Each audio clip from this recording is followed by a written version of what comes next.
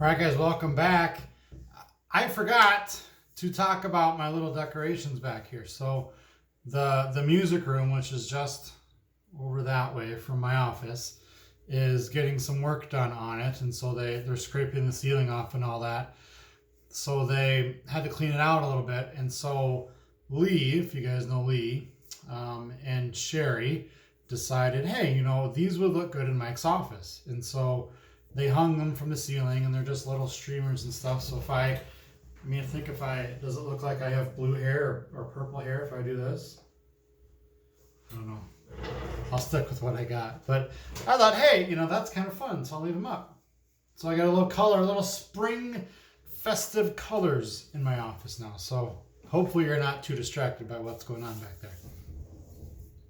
So we're gonna dive into this. We're gonna talk about a passage that the more I read this passage, the more that I fall in love with it, because it's Jesus doing something that, or standing up for something, or kind of just behaving and interacting in a way that many of us don't really want to, not really want, but don't really think of Jesus about.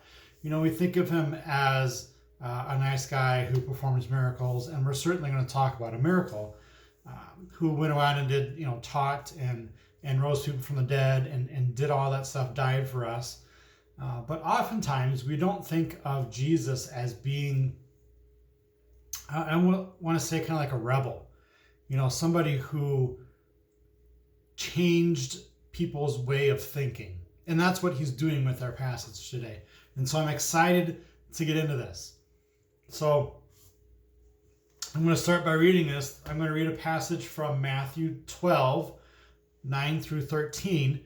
And this passage is also found in a couple of other New Testament books, as a lot of these miracles are in the Gospels. So it's also found in Mark 3, 1 to 6, and Luke 6, 6 to 11. I chose the Matthew passage because I think it does just a better job of helping us to process and think about what it is that Jesus is really doing here. Okay, so here it is, Matthew 12, 9 to 13. Then Jesus went over to their synagogue, where he noticed a man with a deformed hand. The Pharisees asked Jesus, "Does the law permit a person to work by healing on the Sabbath?" They were hoping he would say yes, so they could bring charges against him. And he answered, "If you had a sheep that fell into a well on the Sabbath, wouldn't you work to pull it out? Of course you would. And how much more valuable is a person than a sheep? Yes, the law permits a person to do good on the Sabbath." I love that. Then he said to the man, "Hold out your hand." So the man held out his hand, and it was restored just like the other one. I love that. There's so much in these four passages. Four passages, I should say. First off, so it talks about Jesus going to the synagogue. So the synagogue, in case you don't know, is like our church today. It was a place where, and still is today, where Jews gather together to hear from a rabbi, to hear teachings, to go there on the Sabbath. And so it talks about here how Jesus went to the synagogue probably on the Sabbath day, since he's in the synagogue. Maybe not. But chances are, since there would have been a group of people gathering there, that it might have been the Sabbath. So he's going to this church, to the synagogue, I should say. And he sees this man with a deformed hand. And so the Pharisees are there. Pharisees, in case you don't know, are the religious teachers of the day. They are the ones that followed the letter of the law. I mean, if it said, don't eat meat on Tuesdays, they didn't eat meat on Tuesdays. They didn't come anywhere close to eating meat on Tuesdays. That's an example. It's a bad example, but if the Old Testament said to not do something, there wasn't any discussion about it. It was, this is what it says, this is what we're going to do. And so common practice during the time of Jesus, and even today for Jews today that celebrate the Sabbath, was for there to be no work done. That's kind of the expectation, if you will, that during the Sabbath, nothing is done. All right, so the time of Sabbath traditionally is observed from sundown on Friday to sundown on Saturday. So it's roughly a day, but it's not a full day necessarily. It's Friday sundown to Saturday sundown. And during this time, it's designed, created, inspired by God to be a time of rest, to be a time of spiritual reflection, of spiritual rest. Basically, the idea when you think about creation, work as hard as you can, as best as you can for 6 days. On that seventh day, you rest because God rested. And so that's what this is for. As Christians today, we typically celebrate that on Sundays. So, but for Jews, it was Friday evening or Friday sundown to Saturday sundown. And, the idea here is it's a big deal. For Jews, this is a big deal. They create they make a big meal, almost like, we think of like Thanksgiving, Christmas, like a big fancy holiday kind of meal. And that's what they do for the Sabbath, because it's a way for them to honor their relationship with God. And it's a way to prepare themselves for a day of doing nothing. And so they get all fancy. They dress nice. They put on fancy perfume and just get all dressed up and dolled up and celebrate the Sabbath this way, so that from Friday sundown to Saturday sundown they can rest and they can do nothing. So that's the expectation for the Sabbath today, and I would say even back in the time of Jesus, that it was a time to rest, meaning time to do nothing. All right?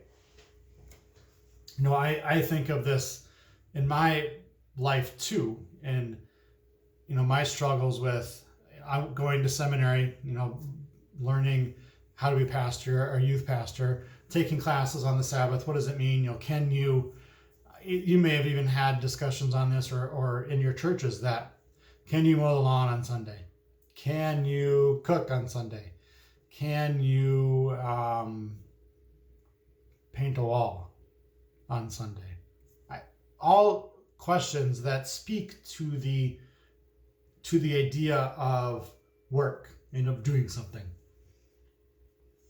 So here's Jesus is talking to the Pharisees, and they see this guy with the deformed hand, and they ask him this: does the law permit a person to work by healing on the Sabbath? Now it's interesting how they phrase it, because they know, and Jesus even knows, Jesus especially knows, that the Sabbath is about not working, not doing any work. All right, so it's interesting how these Pharisees ask this question and say, does the law permit a person to work by healing on the Sabbath? So and it goes on to say they're trying to trick him into saying something that would get him into trouble so they could arrest him. Because they didn't like Jesus. They didn't like the fact that he was changing the way things were done, that he was kind of upsetting the norms of the day. He was changing stuff, and the Pharisees especially didn't like that. So they were trying to trick him into saying something that would get him into trouble. Of course, Jesus knows better. He's God, right? So he's not going to say something that gets him into trouble. So he does, as he often does, answers their question with a question and with a story. So he says, if you had a sheep that fell into a well on the Sabbath, wouldn't you work to pull it out? So he uses their same word, work, in a different way. Of course you would. So sheep were very, very, very valuable animals during the time of Jesus. They were a lot of people's livelihoods. They were just how they made money, how they supported their families. And so he's saying, if you had a sheep that fell into a well, deep in a deep hole, wouldn't you work hard to get that sheep out? You're not going to say, oh, that's too bad. The sheep fell in the well. It's a Sabbath. I can't do anything. I'm sorry. No, you're not going to do that, right? So he's using their words against them in a very smart way. He says, of course you would. You would rescue that sheep, right? And then he adds on to it. He doesn't just leave it there. He adds on to it. And he says, and how much more valuable is a person than a sheep?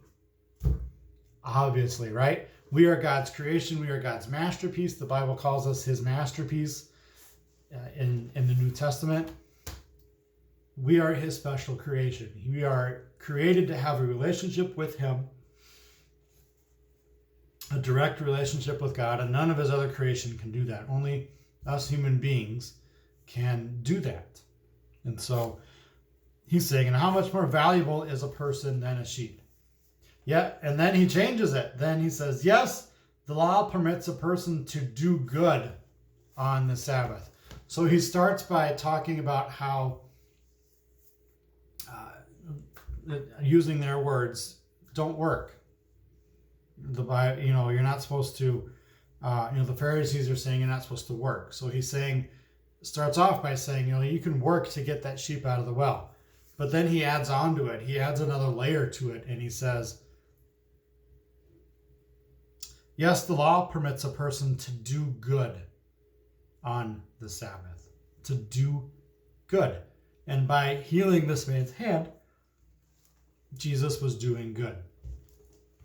And so he changes this idea of the Sabbath.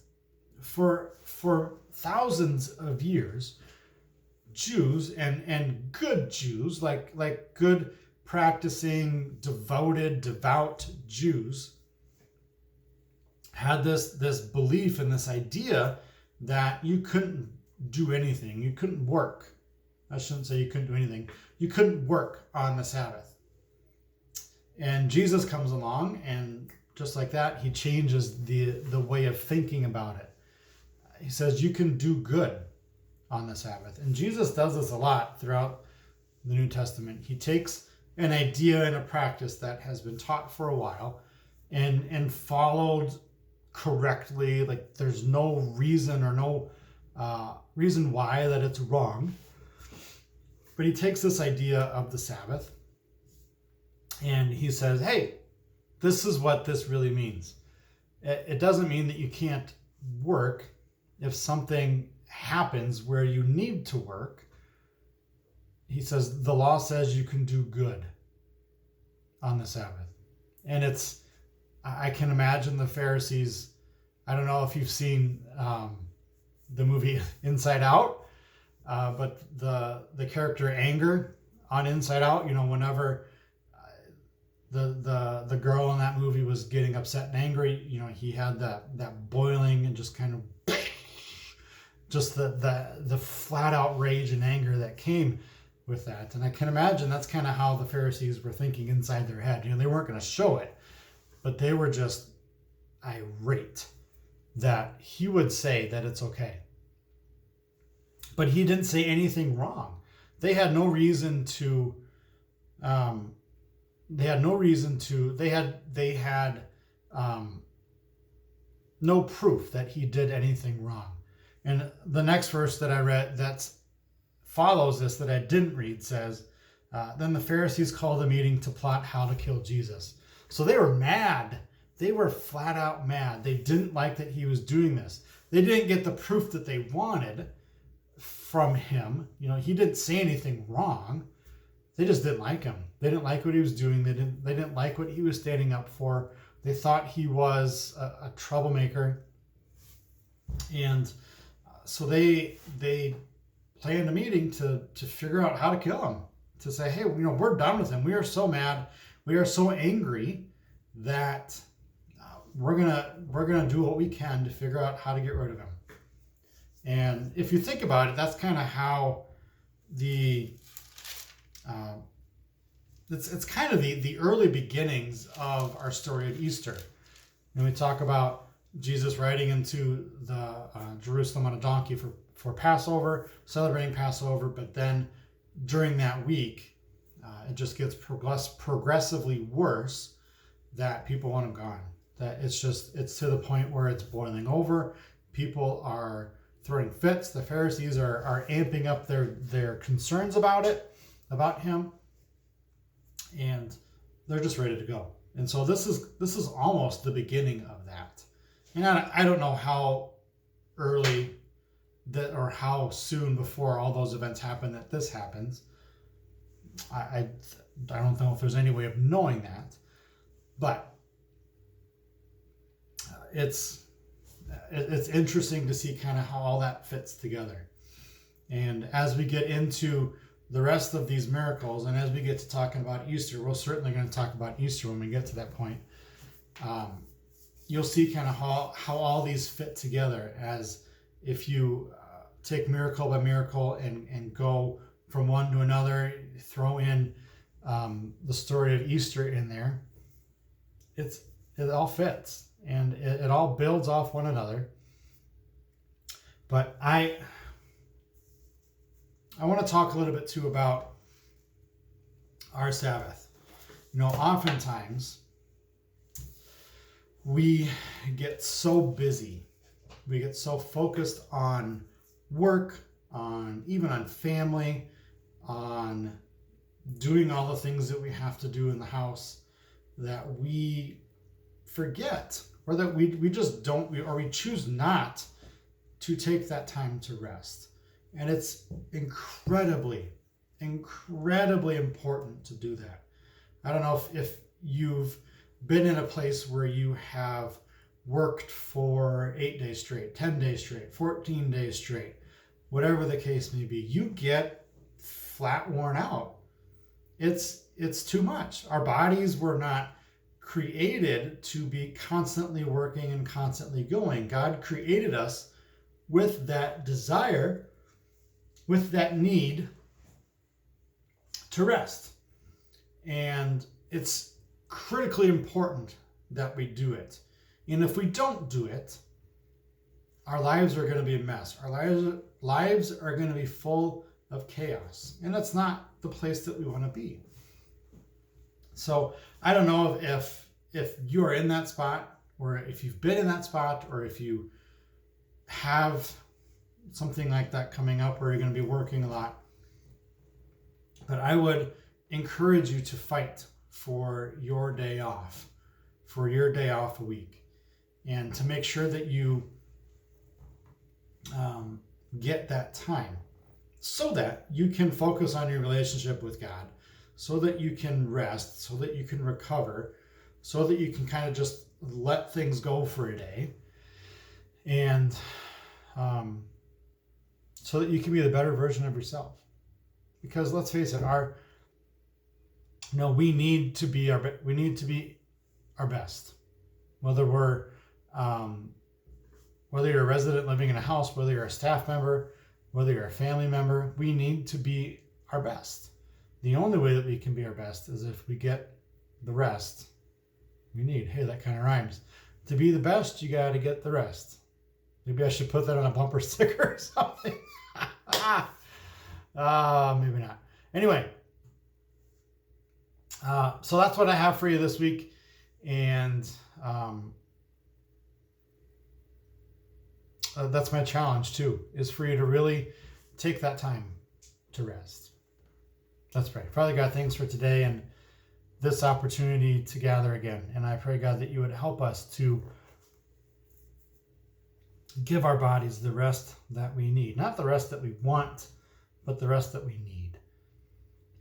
And God, that we would understand this idea of the Sabbath, of a day of rest, of being a day that we can still do good. If something comes up, if we need to do something on the Sabbath and it requires us to do good, that's okay.